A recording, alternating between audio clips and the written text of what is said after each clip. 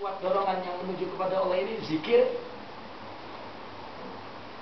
dan kemudian tafakkur fima indallah, selalu berpikir yang dari Allah itu yang terbaik. Dan yang ketiga adalah senantiasa bersuhbah mujalasah kepada ahlillah. Itu untuk memperkuat. Adapun untuk menjaganya, yang pertama dengan menjauhi orang-orang yang mahjubin, ahlil ma'asi, dan orang-orang yang melakukan ibadah untuk tujuan dunia. Dan yang kedua menolak terus dari bisikan syaitan. Karena itu sebabnya di dalam suluk kita ada mujahadah. Mujahadah itu adalah salah satunya qillatul khiltah, mengurangi teman yang membawa kepada maksiat. Jika tahu teman itu bukan ahli ta'ah, bukan orang yang taat kepada agama, maka kita putuskan loyalty kita kepada dia sebagai teman. Sebagai teman. Karena itu mungkin ada fenomena dalam tasawuf, orang-orang sufi sepertinya jauh dengan masyarakatnya. Sebetulnya hanya jauh dalam bentuk meniru. Adapun tolong menolong, dia perlu pertolongan, ditolong. Dia awam, kita punya ilmu, kita bagi. Bahkan dia punya ilmu pun kita boleh ambil ilmunya. Dan yang terakhir, untuk memenuhi dorongan Allah untuk mengijabah responnya, yaitu dengan segera inabah kepada Allah. Inabah ini bukan kembali daripada dosa. Taubat itu baru minaz dzunub. Amma inabah minal qasd ila Allah. Al-inabah minal qasd ila Allah. Jadi apa-apa yang kita buat kena Allah, itu inabah. Jadi untuk menjaga agar dorongan yang ini hidup terus, ingin berjalan kepada Allah, menjaganya adalah segera kita tidak menunda-nunda untuk melakukannya karena Allah. Dan jujur dalam menghadap kepada Allah. Sidq. Nah, maka tidak menunda-nunda, tidak menangguhkannya, tidak mengakhirkannya. Ya, karena itu sudah dibuka fursa, maka terus ambil. Kita sudah dibuka ingin tarik ila Allah, maka terus ambil.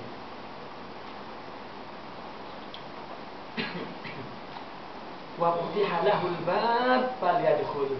Pintu sudah dibuka oleh Allah, segera masuk. Nah, kemudian Imam Ar-Rabi' berkata, siru ilallahi urujan wa makasira. Teruslah berjalan menuju kepada Allah dengan tertatih-tatih. Memang susah, banyak rintangan, memang begitu jalannya menuju kepada Allah. Wa makasir, yakni inkisar, dan penuh dengan kesedihan. Memang itu jalannya, itu sudah betul jalannya. Hubbatin-nar hubbatil jannah bil makarim, hubbatin-nar bisyahwat. Neraka memang diliputi kesenangan, kesukaan, tetapi ketika surga diliputi dengan ketidaksukaan. Maka memang berjalan menuju Allah itu urjan wa makasir. Maka jangan menunggu waktu yang sehat, waktu yang luang. Tak ada waktu yang luang untuk hawa, untuk nafs. Semua isinya hawa wa nafs. Nafsuka, an-nafs idza lam tusghilha saghalat. Nafsu jika tidak dibuat sibuk, dia menyibukkan kita. Ya, lebih baik diam daripada zikir. Lebih baik istirahat fisik daripada majlis ilmu. Nafs. Sidna Ibn Atha mengatakan, ihalatukal amala ala wujudil faragh min ru'unatin nufus. Menunda-nunda amalmu, menunggu adanya waktu yang luang-luang, faragh, Ini penyakit nafsu. Sebetulnya waktu semua ada. Itu sebabnya di dalam tarbiyah, kalau tarbiyah dengan muridil haqiqi,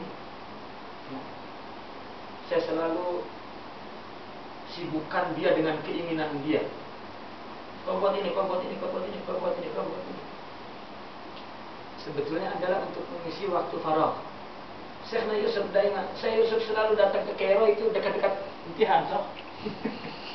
Saya Yusuf datang ke Kairo kepada kita ahbab. 2 minggu mau imtihan dia datang. Dan ngaji tiap-tiap hari. Kita mau belajar. Akhirnya yang tak suka dari murid yang saya ini tak hargai kita periksa imtihan di Al-Azhar ini Syadir imtihan. Kadang-kadang tengah besok imtihan dia datang. Dia pura-pura tak tahu. Kita ngaji besok. Ngaji 2 hari, 3 hari, 4 hari. Ada yang tak sabar ya sih di imtihan. Ini imtihan. Kalau bagi tahu dia kata ini imtihan. Oh saya tak tahu. Imtihan kah? Oh, masa dia lulusan Azhar atau imtihan? Dia kan belajar di Al-Azhar. Imtihan, kenapa tak cakap dari awal ini imtihan? Hah? Sudah tak apa, besok mengaji lah.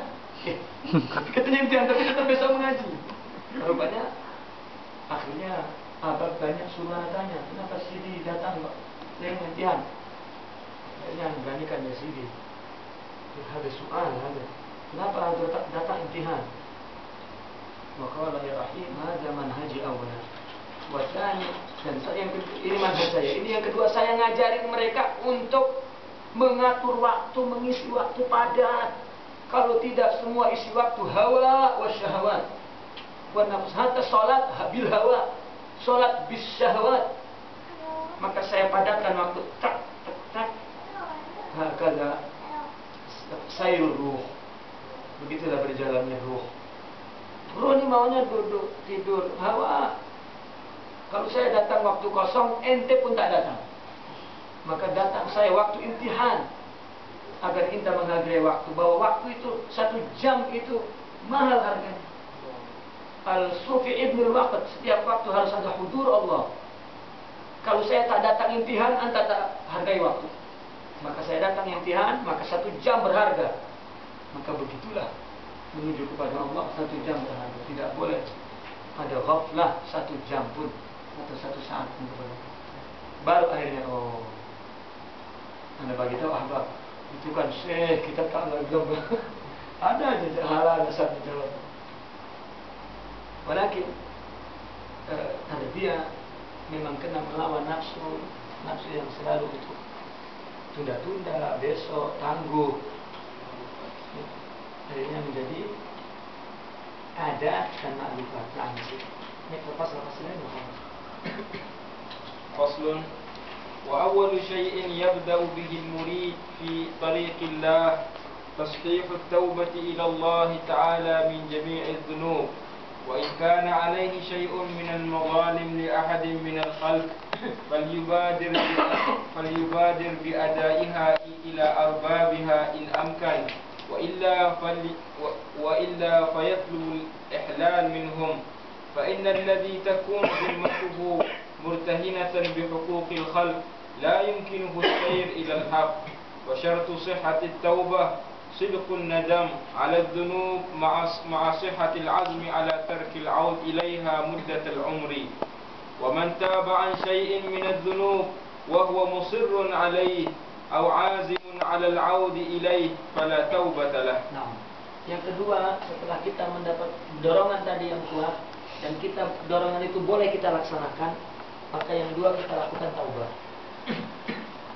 Karena ba'is itu, khatir itu ada 4. Dorongan itu ada 4. Dari Allah, dari Allah, dari nafs, dari Allah, dari malaikat, dan dari nafs, dan dari syaitan.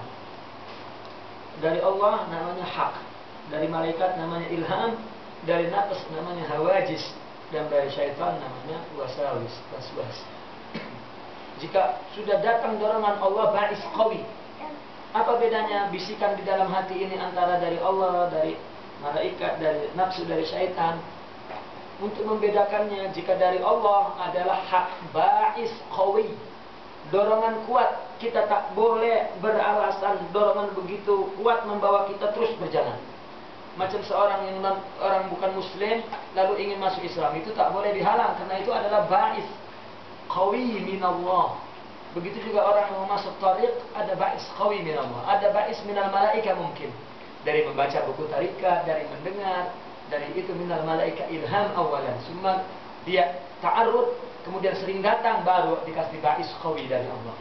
Ada orang yang terus ba'is qawi, tak ada permulaan apa-apa ba'is qawi. Berarti dia memang datang ba'is qawi langsung dari Allah tanpa ada sebab. Tapi kalau ada sebab tadi disebutkan yani fi ba'is biduni sabab. Biduni sabab ini adalah terus dari Allah hak. Adapun dengan sebab dia dari ilham dulu. Karena ilham ya ta'allaq bil ilm. Ilham berkaitan dengan ilmu yang dia tahu.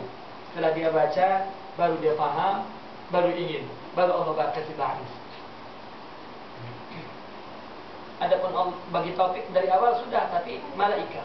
Untuk membedakannya ba'is malaika lebih lemah daripada ba'is Allah.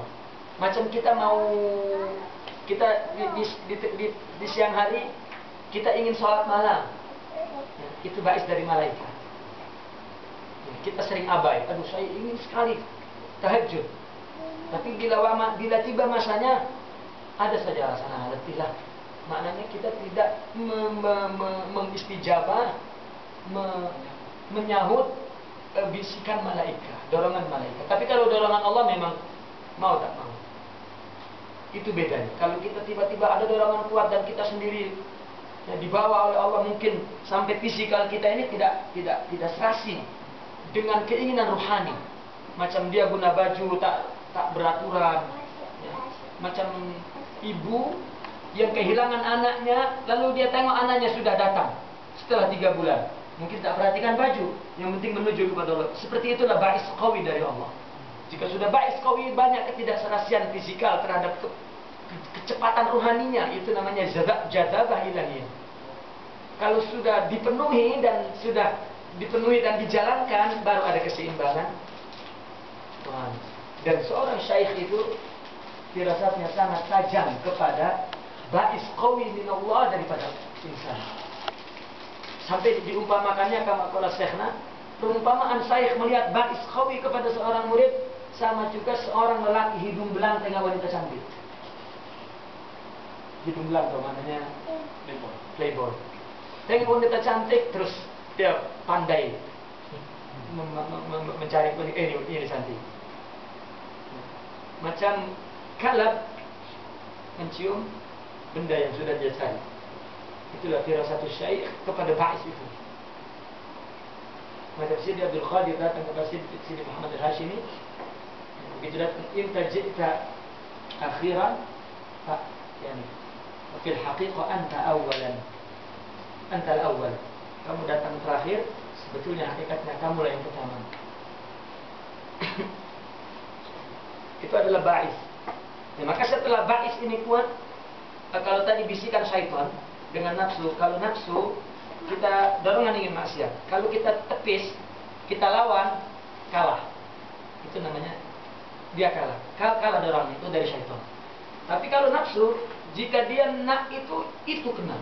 Kita sudah zikir, sholat, kita pergi masjid, bergaul dengan orang soleh, tapi sewaktu-waktu datang lagi, itu namanya nafsu yang tak boleh hilang. Mulih alahat. Kita sudah mujahadah pun balik lagi. Kita nafsu tak akan berhenti sampai mati. Maka itu sebabnya di dalam tasawuf senjatanya mujahadah agar dominasi nafsu terlalu kalah. Dan itu adalah taubat dari segala dosa. Bagi orang yang masuk kepada tarik mesti bertaubat. Kalau ulama dulu, bagi orang yang masuk kepada tarik dikatakan syaratnya tidak berdosa 20 tahun. Baru dibagi talqin. Syaratnya 20 tahun tidak berdosa. Summa sa'al, apakah manusia tak berdosa? Tak ada lah manusia tak berdosa. Terus kenapa Syekh suruh kami tak berdosa? Wa idza aznaba fatab. Kama qala Nabi, at-taib kaman la dzambalah. Kalau sudah bertobat sama dengan tidak berdosa. Tobat dosa. Dosa tobat, berdosa bertobat. Jika tobatnya betul diterima oleh Allah. Meskipun 20 tahun macam itu diterima oleh Allah tobatnya. Meskipun 20 tahun tobat lagi, berdosa lagi, tobat. Tapi memang bukan sengaja lah. Tapi memang dia rasa ingin tobat, tapi lemah lagi. Lalu ingat lagi setelah maksiat, tobat lagi. Dan 1, 2, 3 bulan jatuh lagi, menangis lagi, tobat lagi. Itu sudah betul. Kenapa Allah bagi 20 kali? Karena memang untuk menjadi kuat dia kena 20 kali. Karena mungkin orang ada yang sekali. Tapi bagi Allah tak ada beda sekali 20 kali jika sidik sama. Ini syariah saja untuk hikmah bagi yang lain. Yang penting sidik kepada Allah. Cepat, dahulu atau lambat, tak ada beza. Tidak sedikit banyak daripada Khalifatus Syuyukh datang terakhir, bukan datang Allah. Termasuk Sidi Abdul Qadir Al-Jilani, Sidi Abdul Qadir Isa Kamal, Sidi Fathullah Jam min Khalifatul Awal min Sidi Abdul Qadir Isa. Datang dia datang 4 tahun sebelum wafat Sidi Abdul Qadir Isa. Jadi bukan soal dahulu, bukan soal akhir, tapi soal sidik kepada Allah. Maka taubat itu adalah jalan kedua untuk tinggalkan dosa. Jika tidak, susah. Taubat dari ghaflah, taubat dari banyak melakukan mubah, taubat dari melakukan sesuatu yang tidak ada faedah. Di dalam tarekat ini daiman habrah, daiman hati kita syuhud, agar kita tidak letih. Karena ibadah dengan mujahadah letih, tapi ibadah dengan musyahadah roha. Nah, dan kita tidak boleh meremehkan dosa-dosa kecil, apalagi dosa besar. Karena dosa kecil sebetulnya dosa besar jika banyak. Dan dosa besar, dosa kecil kan kita tahu itu adalah syariah. Di sisi Allah tak ada dosa besar, tak ada dosa kecil. Jika orang berdosa meskipun kecil dan meremehkan Allah, makanya besar. Dan jika orang dosa besar dan taubat, kecil di sisi Allah. La maksiata ma'al istighfar, la kabirata ma'al istighfar, wala saghirata ma'al israr. Tidak ada dosa besar kalau dia bertobat, dan tidak ada dosa kecil kalau dia merasa remeh, menganggap remeh, berterusan mengatakan ini tak apa-apalah, ini cuma dosa kecil. Tak jadi kecil, malah jadi besar. Nah, fasl. فصل وعلى المريد أن يجتهد في حفظ قلبه من الوساوس والآفات والخواطر الردية، وليقيم على باب قلبه حاجبا من المراقبة يمنعها من الدخول إليه، فإنها إن دخلته أفسدته، ويعسر بعد ذلك إخراجها منه. Nah, yang ketiga, seorang murid harus berusaha keras untuk menjaga hati. Setelah kita bertobat, maka dibantu untuk menjaga hati daripada bisikan syaitan dan juga bisikan nafs. Yani wasawis wal afat hada minan nafs, wal afat minan nafs, wal wasawis minan syaitan, wal khawatir radiyah imma min ithmi.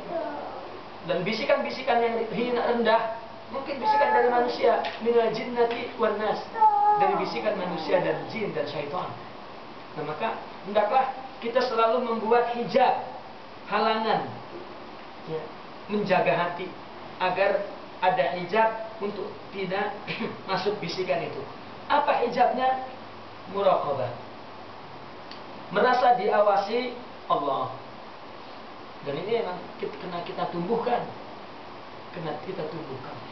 tumbuhkan muraqabah ini salah satunya mendengar, membaca ilmu al-ahwal, bahwa ilmu yaitu mengetahui nafsu-nafsu buruk dan mengetahui nafsu-nafsu akhlak-akhlak buruk dan mengetahui akhlak-akhlak terpuji. Dan suhbatul masyayikh, membantu muraqabah suhbatus syayikh, membantu benar. Dalam hal dikatakan, siapakah orang yang perlu digauli ya Rasulullah? Dijadikan sahabat, orang yang jika kita tengok dia, kita ingat Allah. Ada muraqabah. Nah, kemudian ada 3 hal yang harus dijaga. Pertama, dengki.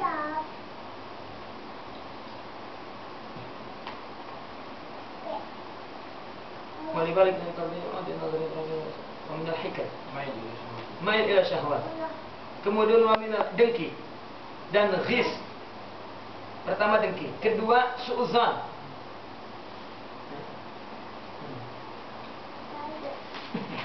Dan ketiga riya.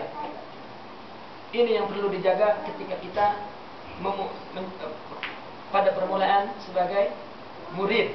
Ketika kita sudah ada dorongan kuat, lalu taubat dan menjaga hati. Yaitu menjaga hati. Dan yang kita jauhi dalam menjaga hati ini 3. Jangan dengki, jangan buruk sangka, dan jangan riya. Ini yang perlu dijaga. Nah, kemudian dari sifat nafsu yang buruk, kedengkian itu adalah sifat sombong. Maaf, saya salah. Ada 3 yang perlu dijaga hati ini. Pertama sombong, kedua riya, ketiga hasad. Ini di halaman di 13 itu Sidi Al-Haddad mengatakan sifat-sifat buruk yang harus dijaga bagi hati: sombong, kibr, riya, dan hasad.